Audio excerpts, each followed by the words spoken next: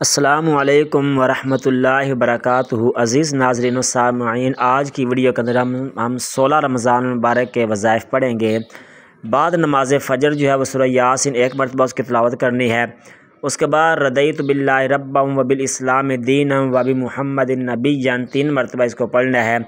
और पारा नंबर 16 जो है वो आगाज़ पारा से लेकर रुकू नंबर 5 तक तिलावत करनी है।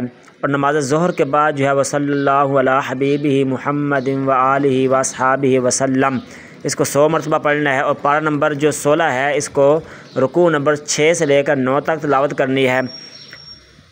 नमाज असर के बाद जो है वह सुबहानल्लाह व बिहम्दिही सुबहानल्लाहिल अज़ीम 100 मरतबा पढ़ें।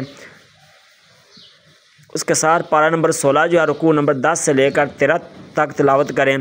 और नमाज मगरिब के बाद जब बिस्मिल्लाह ला यदुर्रु मअस्मिही शैउन फिल अर्दि वला फिस समा व हुवस समीउल अलीम 3 मरतबा पढ़ें।